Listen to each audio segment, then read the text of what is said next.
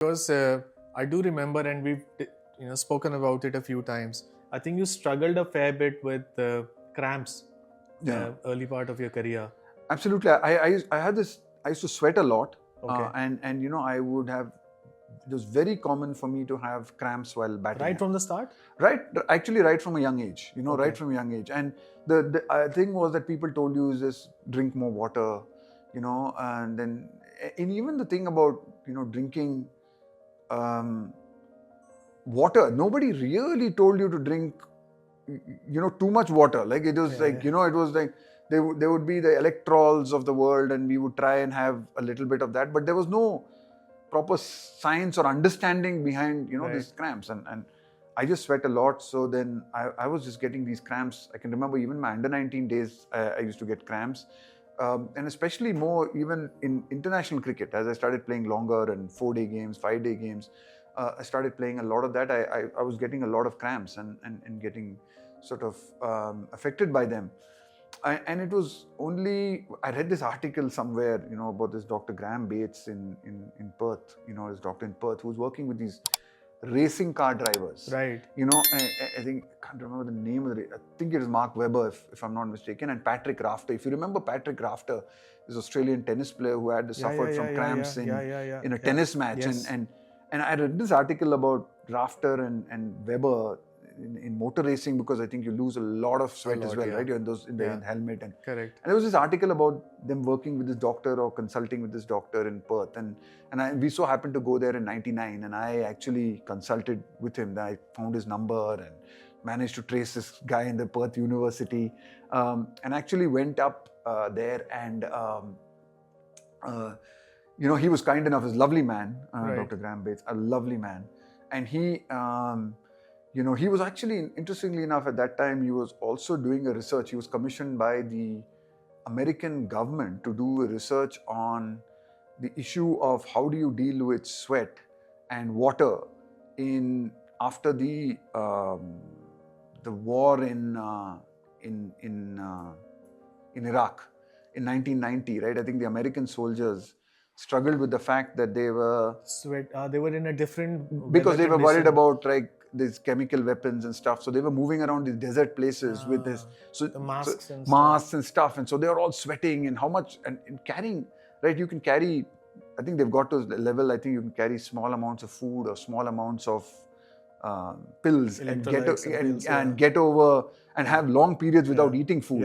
But to actually carry water and the quantities of water you need to, you can imagine, to move an army through a desert. So there was some research that they were doing. I don't know, but so there is an interesting article that I was reading about him, and so I then connected with Dr. Bates, and we did actually a sweat analysis test in the Perth University, and he put me on this bike in a heat room, and he took the sweat out, and he actually measured what I was losing in those sweats. I think he said that we can't stop you from sweating that much, but there's no way, there's no science. We haven't reached that level. And so that's, you are going to be who you are, and that's just natural, and that's genetically who you are. You're going to be sweat a lot, and especially when you play in humid conditions or on the coast. But let's check what you're losing and see if we can replenish that, and whether what you're taking now to replenish that is not adding up. And I think there were some really good things that came out of that, because then there was a formula. I got one of those things done and gave it to a local laboratory here in Bangalore, and a local company here who was able to make me certain amount of packets of that. Important thing I learned was a lot of the drinks that you get in the market and that we were drinking at that point of time had a lot of sugar for taste, right? Because it's obviously got to sell. Correct. It has a lot of sugar, and then the sugar fills your stomach up, so then you're not actually able. So what I was having, when people were saying dilute it in 1 liter, what I was diluting it in 2. So I was reducing the level of sugar.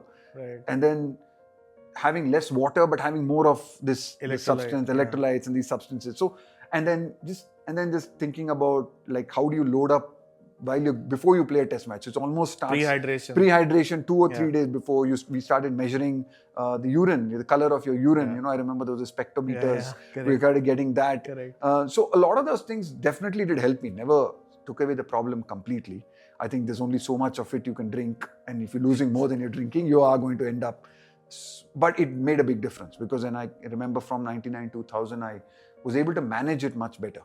I was able to manage the situation a lot better to the point that, because I was more professional about it. Yeah. I knew what to do. I was professional in the lead up to the game, during the game, even if it meant I had to run in sometimes to, go to the toilet a couple of times more during the day because you're drinking so much of the fluid. Yeah. I knew that that's fine. I had to do that. Yeah. Otherwise I would end up have severe headaches or sweating a lot at the end of the day. So I think, so stuff like that, over the years I kind of just very keen and curious to learn about. And I think that's one thing I think definitely made a difference.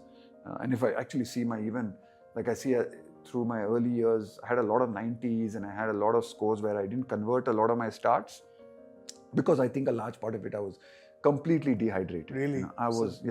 So it was bearing on your performance so much. Obviously it shows, right? Scientifically it's now proven now that if you are dehydrated and if you lose focus and you can't concentrate. I can remember a game actually, I think I've been spoken to you about this once, I remember a game in I think it was 2002, I think it was 2002, against the West Indies in Bombay. I think we were playing in October. It was really hot. And I was sweating and, I was batting in that heat and typically for me to score runs, I had to bat a long time, right? I wasn't Viru, right? I didn't have that gift of being able to smash the ball and score runs. I had to bat a long time. I knew that if I had to score runs means I had to bat.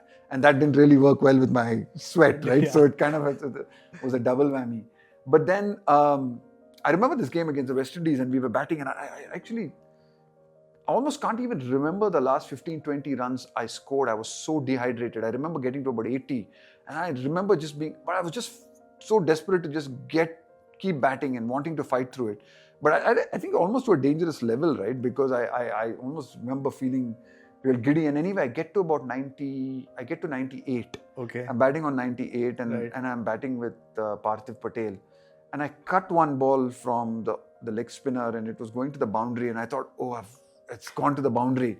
But I just didn't have the energy and I just didn't cut it hard enough that the ball was sort of dribbling and it didn't reach the boundary. And I went to the other side and I reached one run and I just sort of kind of collapsed and just didn't have just almost fell down.